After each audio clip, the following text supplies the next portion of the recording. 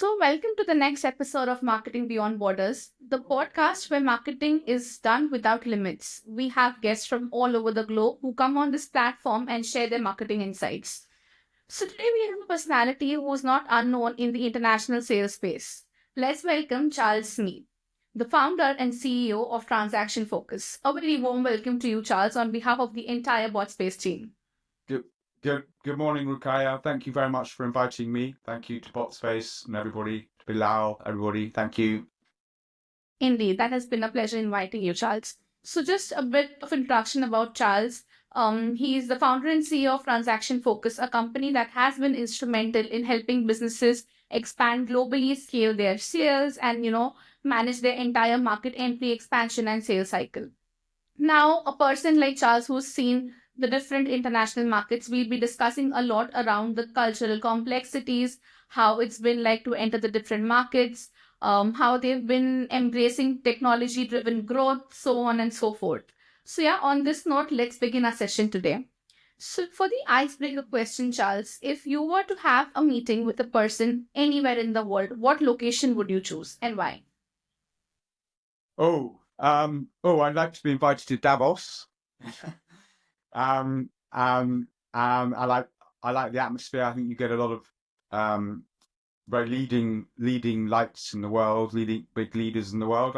I'd like to one day be invited to Davos. I also love I love Japan. I always think there's something very zen and peaceful about meeting etiquette in Japan. I've been to Japan many times, but I've never been to Hokkaido, the North Island. And I'd love to have a team meeting with my team one day. It's one of my dreams to have maybe a Christmas or a February meeting in the snow while skiing in the North Island of Japan, because I think everything's pure and very fresh air, very, very lovely. And I always think there's a right place for a meeting to make sure your mind's clear, everybody's happy, everybody's calm, and everybody's thinking clearly. Have I answered your That's question? really interesting. Yes, definitely. I'm sure your team would be very happy to hear that as well. Yes. On Well, we need to do better. We need to meet some good targets before we do that. So in the next okay, 5 all the years, best for that. I'm sure you would. in the next Definitely. 5 years, yeah. All right. That brings me to my next question. What inspired you to start Transaction Focus? What was the core problem that you were trying to solve back then? Yeah, it's very seriously. So I was actually living in not too far from Japan. I was living in Seoul, in South Korea. I was working for WPP, the big agency, and I was I think I was only one or two foreigners with 3,000 Koreans working in advertising agency, working with big brands like Coca-Cola and BMW and Carrefour, etc. So we were, and I was struggling to get the quality of the work from our agency. So I started outsourcing work to other individuals, the best talent. So my whole idea was a transaction focus was to find the best sales and marketing talent that you possibly could for each project. Okay, so that's what we do. So we always set up a dream team for every client's project, and that came out the idea that came from there. And then I knew that I would set up my own business rather than being an employee. So that was 23 years ago. I had the idea. Yeah. Wow, that's pretty interesting. So an idea which came up pretty much back then, and then yeah, you've actually made it happen, made it true, and I'm sure you've been delivering results since then. Following that, my next question for you. Was that one lesson about international business and scaling that you wish more companies knew? I think it's such an important part of the business. You can start in the USA and have a very successful business in the USA, but when you scale out to the USA, it's completely different. It's completely new, and sometimes the CEO must lead. Okay, the CEO must lead because they're the most important, they're the leader in the business, and they must know, lead, and be enthusiastic and be in all those key decisions meetings. Because if you have a relatively junior person, you don't, you need everybody to a complete buy-in from the whole company, which country you go into. And we help them do, if they don't know which country they want to go to, we help them do scoping, country scoping, to decide what's the best fit company. So that's what we do. We help organizations from all around the world, from Japan, from USA, from South Africa. We help them target which countries they want to focus on. All right, that's pretty much about it. With the entire thing of globalization being around, companies can actually expand and, break the geographical boundaries and go ahead. On that note, brings me to my next question. If you had to sum up global sales expansion, probably in 2 or 3 words, what would that be? Oh, 3 words. An idealistic view. It should be a wonderful, patient journey. So it should be maybe exciting, patient journey. So it's always a challenge. So you need patience. It should be a wonderful experience because life and business should be an experience. Okay, it should be wonderful. You should enjoy it, and it's a journey because it's not a sprint. It's a marathon, and it's a long journey. And sometimes I always feel in business there's too much short-termism. Okay, and going international sometimes makes you slow down and think, okay, no, we have to think more of a long-term strategy. And if you think of what companies like Sony and Samsung did, and Tata as well, the Indian company, they've been patient, they've been consistent, and they've been very successful. So you need the patience, and you need the skill, and you need the multiculturalism. You need the right people in your team. I probably answered too much of your question, but so the answer is wonderful, patient journey, or exciting, patient journey. 3 words, yeah? Pretty much summed it up completely, and I echo on it at every point. When you spoke about journey, something that clicked me was when you are talking about a journey, definitely there'll be a lot of pitfalls that businesses would see as well. So, since you have so much of an experience, if you could just highlight what could be the biggest pitfalls that companies would face when entering into a new market and how can they avoid them? Yeah, so you've got to get it right first time if possible. And mishiring. If you hire the wrong people, you're in deep trouble. Okay, your reputation in the market. If you hire the wrong people and you don't change very quickly, you get a bad reputation. And once you've got a bad reputation as a foreigner coming into a new market, it's very hard for people to forget that. Okay, and it's very hard to start again. So you've got to get it right first time, and you need a lot of planning. We say if you want to go outside the USA, or if a company wants to go out of India and come into Europe, we say you need to plan it a year ahead, and you just do that little steps. You just plan it, and you really know what you're going to do. So when you start, you get it right. Right. I think that makes a lot of sense. Probably there's little or no room for mistakes, so you need to hit the bullseye on the first go. That brings me to my next question about the cultural differences or cultural nuances when you are entering into a new market. So, how would you ensure that the sales and marketing strategy aligns with the local expectations of the people over there? Yeah, it's very important. I think I think, as you know, Rukaya, there are only 3 ways to grow a company. Okay, there's setting up a direct sales team. Okay, having partners or distributors in the market, what I call indirect.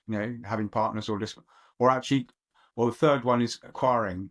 Okay, or buying, purchasing a company, M&A. Yeah, so that's direct, 1, indirect through partners, and 3, M&A. And I think all 3 of them, the most important thing is whatever way you decide to go into a new country, All three of them are, you have to share the objectives. You have to really be very clear what your objectives are with your whole team, okay? And with the people you're dealing with, honestly, openly, transparently, that what you're going to do with the company to have long term. There's no the old American style of eating up a company, acquiring, taking control. It's proven that 20%, only 80%, 80% of all acquisitions fail. So making sure you share the objectives to get that true alignment, so the company can a good company can thrive and get bigger and continue and be successful in a new market. So that GTM, go to market strategy, is very, very clear. Definitely, I completely agree with that. On that note, Charles, if from your experience, if you could just narrate or share a brand story or any of your experiences where a brand successfully aced this international expansion strategy, we would love to hear that from you. Yeah, so we work with a large Intel corporation. We helped them go into. We started in France with a new product, so it's effectively a new product division called which they created sort of within. It's called Unite, but we integrated it with vPro. We started in France. We failed initially in France, and then we succeeded in France. Initially, we didn't have time to hire the right person, but then we got the right person in place. Then we expanded. We created a very good pipeline for them, and then we expanded into 15 markets, and they expanded the program to 15 markets. Another product was a contract pharmaceutical company from England, from northeast England, and they wanted to go to Singapore, so we helped with the Department of Trade and Industry and British Chambers of Commerce, and we also had a pharmaceutical salesperson in Singapore, and we got a contract within 6 months, $500,000 Singapore dollar contract with Singapore Health, Sing Health. So that's another one. We can do it quite quickly. Sometimes we do it we get transactions very quickly. We're helping a solar AI company from Estonia. They're coming. We're helping them get into UK and Ireland at the moment, and we've only been doing it for 2 months, but we're close to getting our first contract, and we're getting a lot of meetings with very, very big solar companies. So we can go fast, but also we know where we're going, and our first period is what we call test selling. It's very, very important. If you look up test selling in Google, I think we come up. That's what we do. And that's very important, to do test selling rather than sitting back and doing market research. You do planning before, and then you do test selling, and that's the approach we do. I hope I've answered your question. Yeah. Yes, certainly. That's a pretty interesting approach. And I think, yeah, it's even more on the experimental side where you actually hear from the people who are going to buy your products. That brings me to my next question. You have been focusing on hiring pretty much, that you need to hire the right people for your team. When hiring people for, international sales, if there are two sides that you need to choose from, somebody who has a lot of sales expertise, and second is the person who has a good local market knowledge, which one of the two would you opt for? To be honest with you, they need both. And you might find if it's somebody like we worked for a few biotech. We helped a French biotech company called Cherry Biotech. We helped them. We came into the UK with successfully, but then we helped them go to the USA from France. They're based in Paris, and the hard thing was to find people who understood the biotech business. In that case, it was knowing the sector, the industry, probably more importantly than sales skill. And we taught them sales skill, and we had a salesperson working next to them. So that was a tricky one, a difficult one. But I think ideally they need to have both. And if it's a very very specialist skill set. And sometimes when it's a scientific skill set, it's hard to find sales capability as well. But they also need, we have partners in 52 countries who have the local knowledge, the local custom. We got somebody called Chetan Kohli, who's based in New Delhi in India. He's really experienced sales and marketing person. So we have people like him in 50 countries, like him and myself, and they're all experienced sales and marketing people who then find help shape the right strategy with the client. So it's a collaborative, cooperative effort, and we do that with them, alongside them, and that's a skill, is bringing together a team together of different professionals, and every product's different. Definitely, I echo on that. So probably a correct blend of having the local knowledge along with having certain sales expertise would be the key over there. Following that would be when there is so much of social media going across and so many social media platforms being used. I would like to raise a question around WhatsApp. When it comes to WhatsApp, how instrumental could it be in driving international sales, or how would it work as a point of contact for the entire lead generation and appointment setting and entire closure process, the entire process of sales? How do you think would WhatsApp play a role over here? But to me, it's very simple. It's just a day-to-day communication tool. You have a WhatsApp group. It's a real-time communication tool which everybody's on. You have other tools like Slack and Trello, but those are more task-orientated. People are not in them the whole time. With WhatsApp, it's on your screen, your mobile screen. Where if you're down watching a football match on a Sunday afternoon, you have your WhatsApp, so there's something urgent there. It's a real-time communication tool. Everybody knows what's going on, and then when you have a link into WhatsApp, and then that that happens, that moves in to the next. If you need to look at a spreadsheet, you have the link in, or if there's a LinkedIn message, you put the link into WhatsApp. So it's a day-to-day communication link tool, which keeps the team together, so everybody knows what's happening. That's how we use it. That's pretty much about it. For me, WhatsApp, because of its accessibility, as you mentioned, it's just there with you all times. You don't really need to get into any other app. So probably it could have a potential to be the go-to place even for businesses there. With so many social media platforms and so many, digital as well as traditional marketing strategies, sales and marketing strategies that businesses are doing, could you tell me how can they be consistent with their messaging and entire strategy? So even if they are on multiple platforms, they can have that consistency altogether. Yeah. So I think we do. I work for big.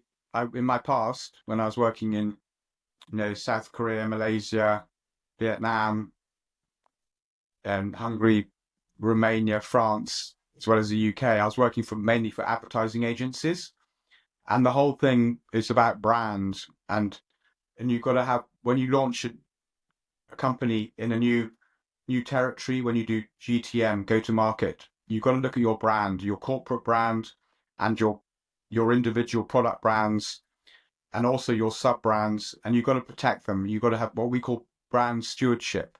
So part of the protection is making everything very clear. I said to you in the previous one, everybody's got to be aligned with the goals, and everybody's got to speak the same language. Everybody's got to talk the same brand talk. Okay, and that's part of, and we wrap that a culture around it. So we walk the talk, we walk the brand talk. You've got to do what you got to say what you do and do what you say. And do what you say and say what you do. That is part of branding. Is part of brand language, and it's part of brand consistency. It's part of messaging consistency. It's part of execution consistency. And that's what we do. We really make sure that happens from the very beginning. So it's not just sales, it's marketing. And I always believed sales and marketing are the same thing. They're completely the same thing. They're completely integrated as one. And they always should have been. In the 1970s, they weren't at all. In the 1980s, they weren't at all. In the 1990s, they started being. And yes, in the noughties and 2000, they started integrated with CRM technologies. But now, honestly, they're the same thing. But it's important to get it right, but people understand. But you get the wrong you get the wrong messaging or the branding wrong, and you're in trouble with sales. Certainly, I think that is something that I completely agree upon. Sales and marketing have to go hand in hand, or they have to be the same thing. There cannot be a clear divide between them, because if that happens, the entire your strategy, your customer relationship, and everything is gonna go haywire. So yes, sales and marketing for me as well. I echo on that. They're going to be more or less the same thing. Bringing me to my next segment, which is very interesting these days, which talks about AI. So there is so much conversation about AI going on everywhere. So when it comes to this entire global market entry and stuff like that, when you talk about data or insights or AI playing a role over here, what is your perspective on that? How much of a role would AI or the data or insights driven through AI play in this entire space? Well, it's very interesting, isn't it? And I think perhaps more than we can imagine. I think it was about 8 or 9 years ago. I met one of the SoftBank's Pepper developers, and he introduced me to a new tool which he wanted us to sell in Harrods and all the big electronic stores in the UK. And he said, if you put this pet in your living room, it'll teach your children Hindi or Chinese. But beware, it's not just an AI tool. It's not like a Siri or an Alexa. It is far more. But it'll, in the same way, if you have a dog in your living room and you treat the dog badly, it will bite you. But if you look after it and nurture it, it'll be a loving animal. So it has emotion as well. So that was 9 years ago. So now it's more exponential. It's just huge. However, we all know that for marketing research and data, ChatGPT is amazing. We know that's commonplace with data. It's cleaning, etc. However, that when you're closing deals, particularly larger deals, you always need that human element and the trust element. And I'm not sure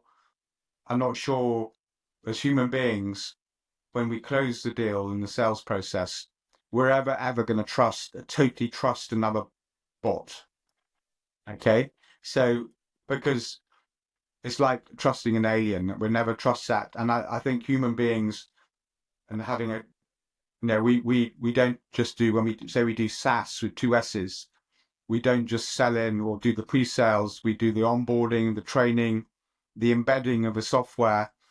And then only when you start using the software and everybody in the organization really enjoys using it, there's an element of trust and there's a connection, and that needs a lot of human activity, a human interconnection to get that to a process, to a point where everybody's using a software and it's all integrated within the company as one.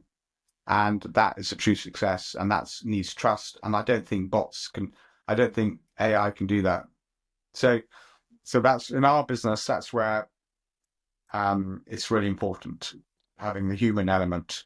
And obviously human element, you're using AI tools all the way to speed it up, to improve communication as we are now. So that's important. All right, definitely. I agree on the part wherein the trust element would be required, because that's where relationship selling, or, when you trust the particular partner, there could be a similar kind of product being sold by multiple companies. But then where that trust comes in, where that relationship comes in their way, that's where the sales and the deals would close. But however, when you talk about businesses that are being empowered by these AI driven sales tools, do you think they would get an edge over their competitors at least? So, how important would it be for businesses to embed this in their own sales strategy? The AI powered sales tools which are coming up right now. You could consider ChatGPT or any other ones of them. Yeah, absolutely. I think you're using one now. You need a sort of a note taker AI. You to summarize a meeting, to write an email for you, a draft email for you at the end of a meeting. There's a tool we use from France called Claps, CLAAP. It's really good. So I think all these tools now, even Salesforce.com's got some integrated within them. You got Cognism, you got data ones that Simplify and Zoom Info. So there's so many of them now. It's the problem is it's over. It's you look at all the AI available in the sales, be it B2B solution sales, it's completely baffling, completely confusing. You start using a tool and it's superseded within a few months. It's going so fast. So it is, for somebody my generation, it's quite confusing, and it's quite hard to keep up with, and that's sometimes quite disruptive because you need consistency when you're launching teams overseas, and you need to stick with certain tools and stay with them, and not, you can sometimes bring in new tools, but you don't want to do that too often, because everybody gets a bit confused. Definitely. Then training and adapting for that particular tool would again be something that we would, actually the teams would have to get trained and then adapt to that as well. But yes, definitely, you mentioned a very good example of note taking. Even Microsoft Copilot, which is from Microsoft, obviously, that is another tool that I have been using for note taking. And then it also helps you with the follow ups and then drafting the MOMs and all of that. So, yeah, probably in sales, if there are any virtual sales happening, AI note taking would be something that we could be looking forward to. Which brings me to the last segment of today's session, which is about the future of international sales and, probably the final takeaways of our session. If there would be one emerging market that businesses should be watching right now, what would that market be?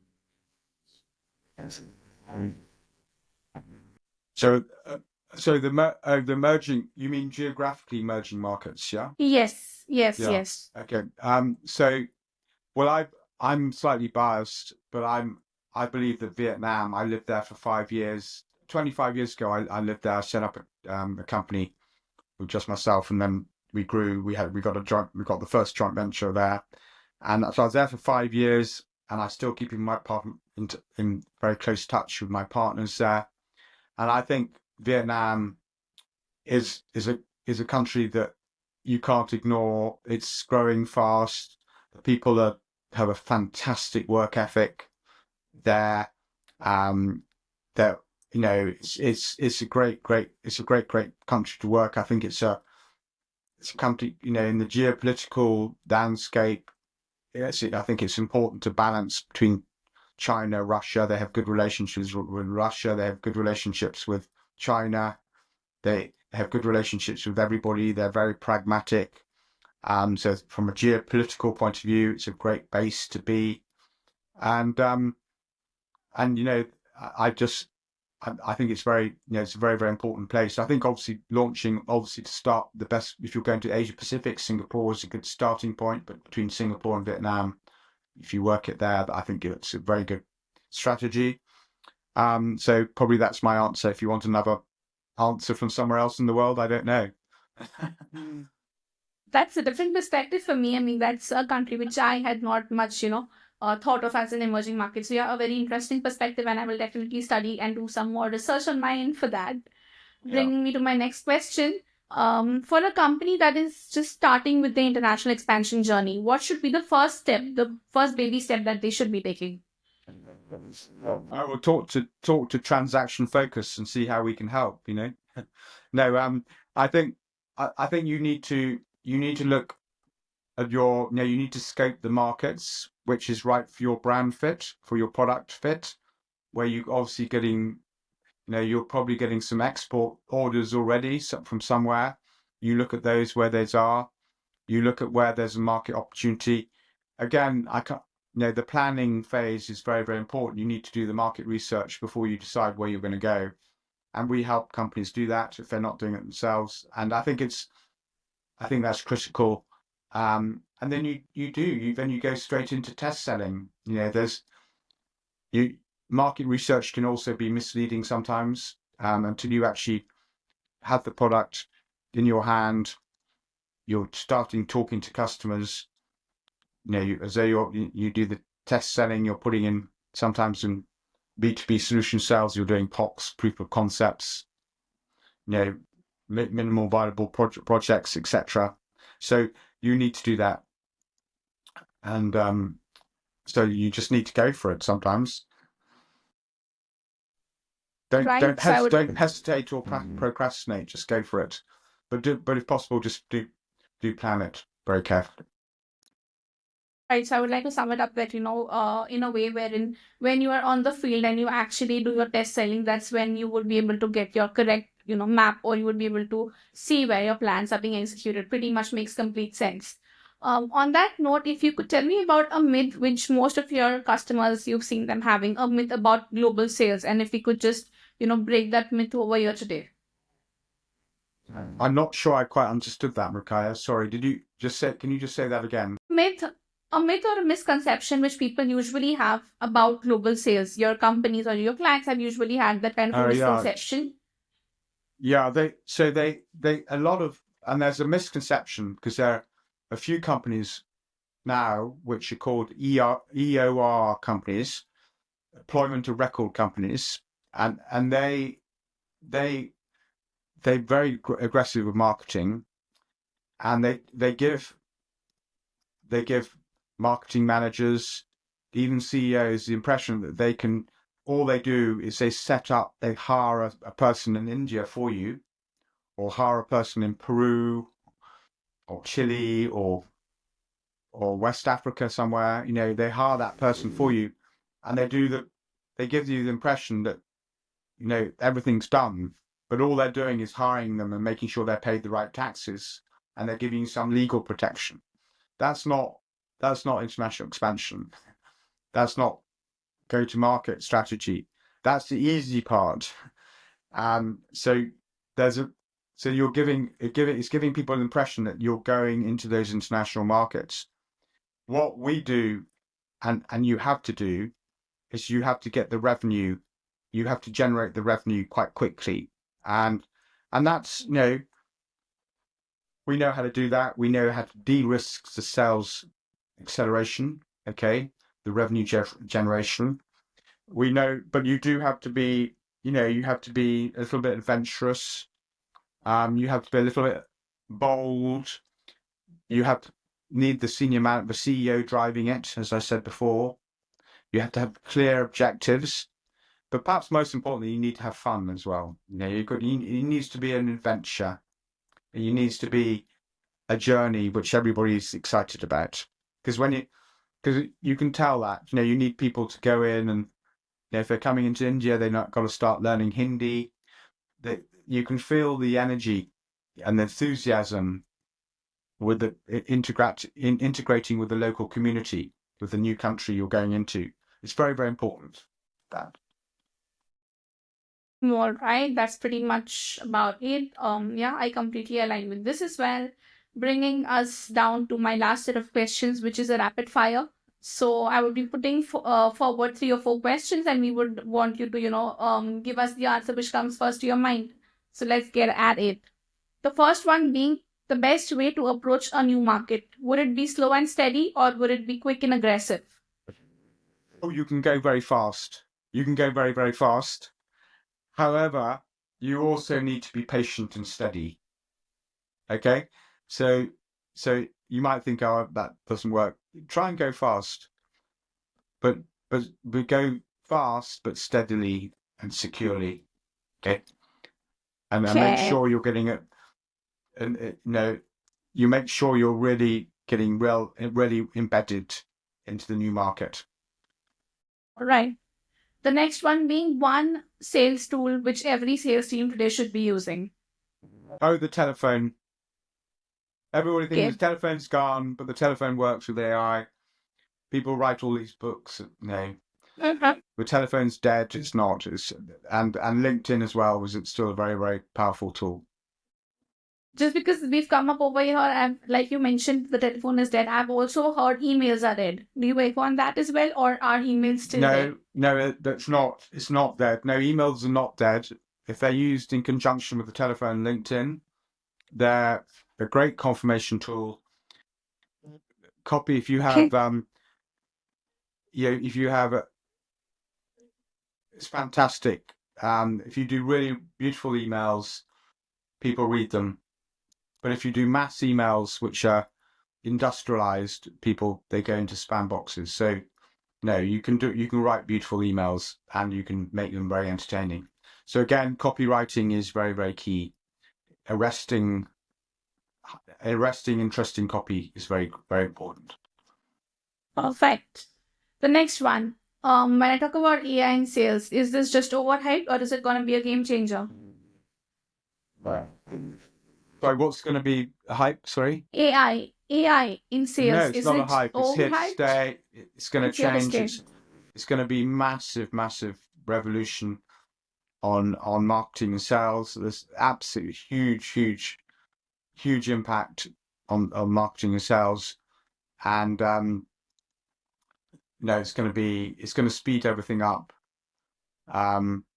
It's going to be, we're for example, we have a travel TBA, travel business assistance, which is linked to transaction focus. And we can attend an expo in Germany for somebody in Los Angeles, and they can just wear VR glasses, and with AR and VR, they can feel as though they're at the expo. So that's one thing. They can stay safely from their home in Los Angeles and feel as though they're in Dusseldorf. So that's where there's a lot of interaction. So yeah, AI is actually going to promote the globalization and global sales and all of that overall. That's what I understand. Bringing me back to the last part of my entire podcast, wherein we would want you to highlight if there was just one takeaway which the viewers could take from this entire podcast, just one short takeaway. What would that be? think I think active listening is very important. And then I always say you always go and the best salespeople and the best communicators are the people with the African elephant ears. I'm not saying that Indian elephant ears are not good, but I think because they're so big, you need an active listening, and the best salespeople, the best B2B solution salespeople, are the people who listen actively more than the talkers. So they're always listening and understanding. So that's very Wow, important. that's another great piece of advice from you, Charles. That is something that even I would implement. On that note, it was lovely talking to you. I think we've got some exciting insights for the viewers to watch. I Thank will you. be tagging you in our post and as well as on our social media handles. So if any of our viewers want to reach out to you or if they would want to talk to you, I hope that would be fine at your end. Of course it is. Yeah. Thank you very much for inviting me, Rukaya. It And was also a thank you, pleasure. Lal, as well. Thank you. Definitely, I would I do that. appreciate that. And it's Thank my you so honor. much, Charles. Bye Thank you so bye. much for this feature. Have a great one. Bye Have a good bye. rest of the week. Yeah, but goodbye. Same to you. Bye bye. Thank you Bye so bye. much.